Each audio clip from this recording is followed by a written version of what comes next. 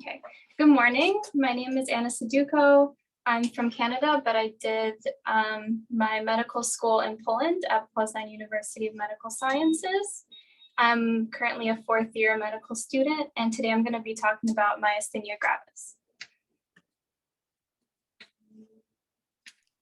So first, I'm going to do a quick overview of what I will be discussing today.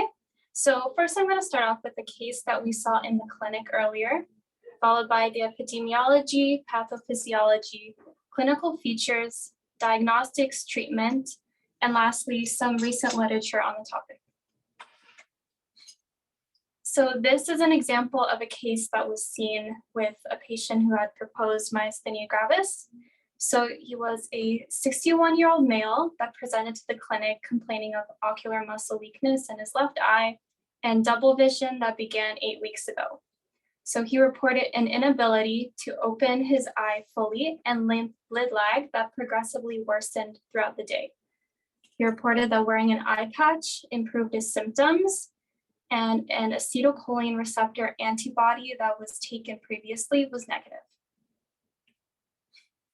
So myasthenia gravis is the most common neuromuscular junction disorder that affects about 1 in 5,000 individuals.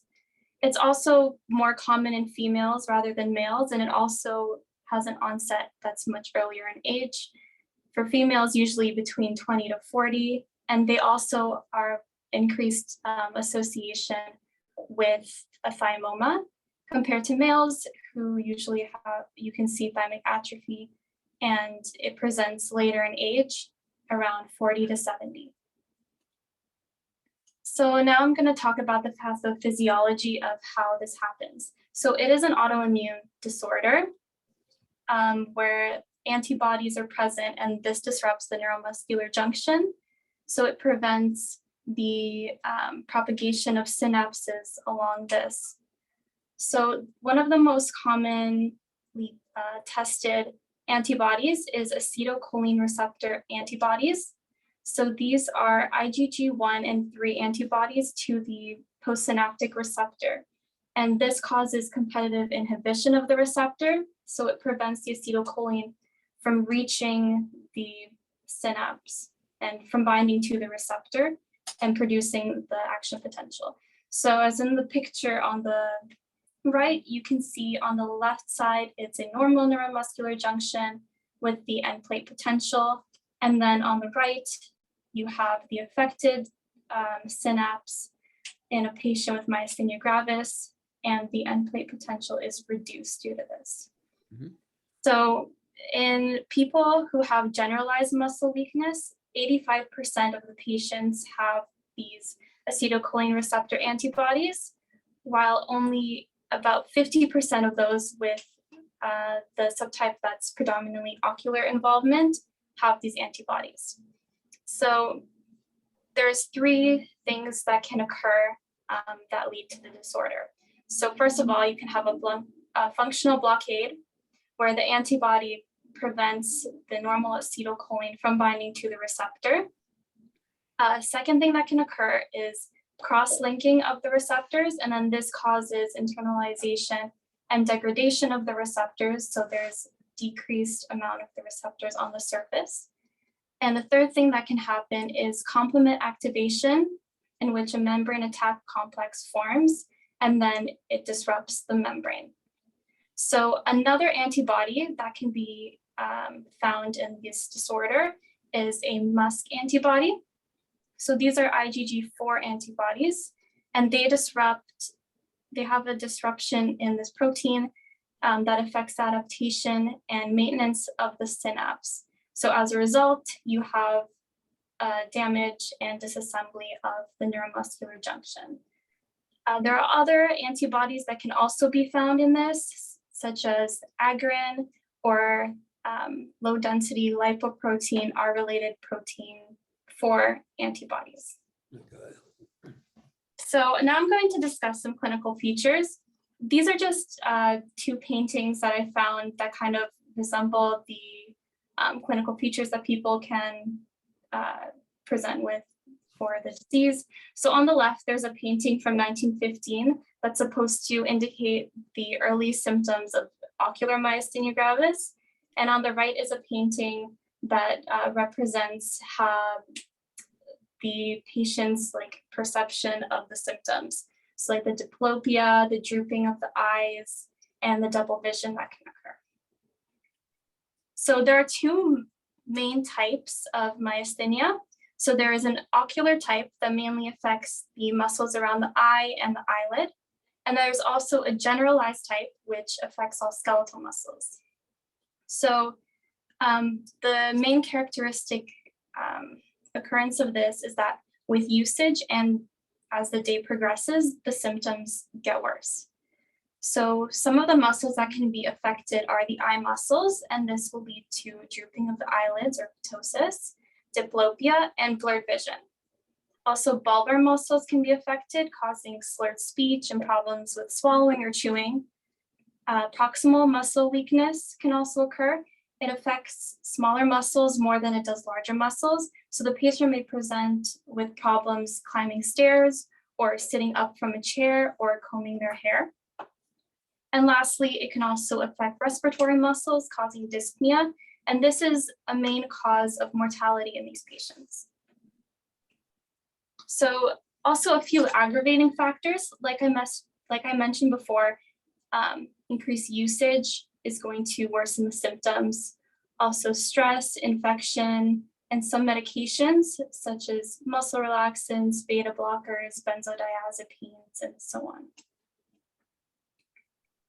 So now I'm going to discuss the diagnostic tests. So the main tests that are done to diagnose this are looking at serum antibodies, an EMG, and a chest CT. So the antibodies I had discussed already. The main one usually is the acetylcholine receptor antibody, and this is found in 80 to 90% of patients with the generalized form. And in those individuals who have a thymoma, 100% of those people will have these antibodies. So it is common that you would do a chest CT in these patients to rule out a thymoma. If antibodies are present, then you don't have to do an EMG, but if they're not, then an EMG is often also critical for diagnosis. So this would show a decreased responsiveness to repetitive stimulation. So in this picture at the top, you can see a normal response to the EMG. So you can see that the response is consistent as there is stimulation. And at the bottom would show a patient with myasthenia. So you can see there's a decrease in the amplitude with the repetitive stimulation. So other tests that can also be done for this, but are not really used anymore, are the edgephonium or tensilon test. So this uses the administration of an acetylcholinesterase inhibitor.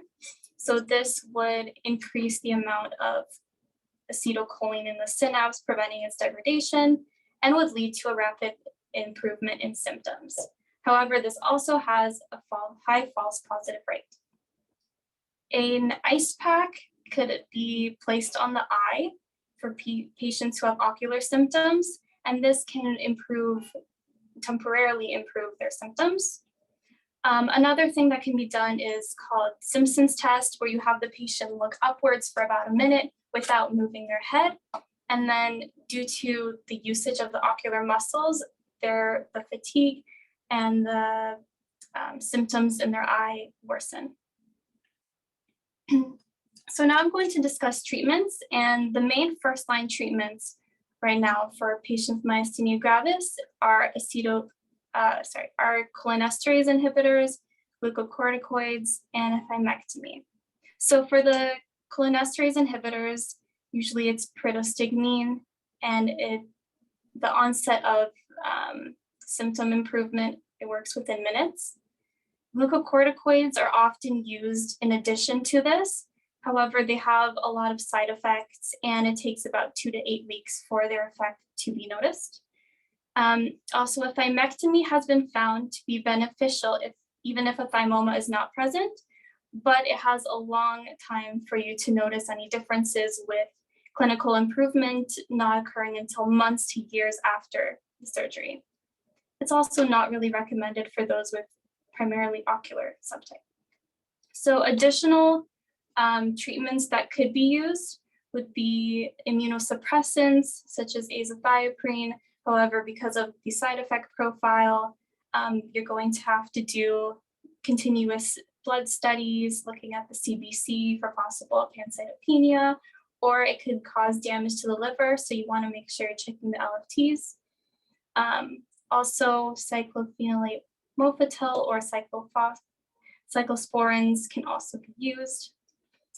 In addition to this, there's also other forms, so you can use plasmapheresis to take out the antibodies, or IVIG. And then rituximab and eculizumab, like monoclonal antibodies, can also be used in some patients. So with the implementation of these treatments, the mortality rate has decreased significantly from about 30% in patients to about 1%. So it has markedly helped. However, these treatments do not actually fix the cause of the disease. It's only aiding in symptomatic improvement. So a treatment that has more recently come out is called Vyvgart, or efgartigimod alpha FC antibody. So this is an IgG FC antibody fragment. So this is used in adjunctive therapy to the previously mentioned therapies that a patient would be already taking. And this is also specifically for those who have acetylcholine receptor positive antibodies. So the function of this is that it competes with the antibodies that are blocking the FC portion of the receptor. And so the antibodies are then unbound from the receptor, and then they're in the synapse. And now, because they're in the synapse and they're unbound, they're able to be destroyed by lysosomes. So in this study, there was two tests, or two ways that they measured clinical responsiveness. So the first one was the MG-ADL, which was a clinical criteria measuring the impact of daily living of the symptoms of for the patient. So in this, they measured a more than 2-point reduction in score. That was what they were seeing. So they noticed that patients who were in the placebo group, so only taking their current medications, about 30% of patients experienced more than 2-point reduction in their score. However, those with their current treatment and additional this treatment, 68% of patients had a more than 2-point reduction in score. The other test that they did was a QMC, which was a quantitative analysis that looked more at muscle weakness. And they assessed, they were measuring and assessing a greater than 3-point reduction in score. So those in the placebo group, 14% of them had this reduction. However, those in the treatment group, 63% of patients saw more than 3-point reduction. So now I'm just going to discuss this case study that was done and the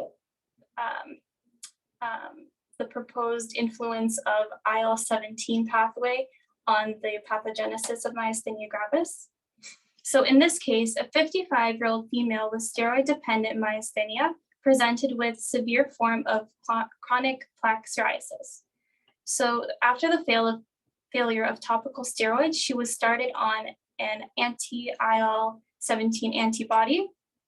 And as a result of this, her psoriasis was cleared, but then the physicians also noticed there was a remission of her myasthenia symptoms. After this, she was also able to finally taper down and discontinue the use of oral corticosteroids. So in the conclusion of this study, it points out the importance of looking into the consideration of anti-IL-17 antibodies in the treatment of myasthenia. And it also clues into future research that should be done and to perform randomized control studies to test anti-IL-17 antibody effect on steroid-dependent myesthenia. Lastly, I wanted to discuss a study that looked at refractory myesthenia and kind of compared and used data to find out more information about the type of patients that ended up having refractory myesthenia. So they found that 10% of patients experience a refractory period, and due to this criteria that they used for to identify a patient, whether they had refractory myesthenia, they found that those with the refractory disease were likely younger in diagnosis, more likely to be double seronegative, meaning that they were negative for the MuSK and the acetylcholine receptor antibody. They were likely to have thymic pathology or previous thymectomy. So it's important to note that no patients with refractory myesthenia had any MuSK antibodies or both MuSK and acetylcholine receptor antibodies. The limitations of the study were small sample size, and also the research institution that it was performed at tends to see more severe cases than on average anywhere else. And so that was all I have for my presentation. Thank you.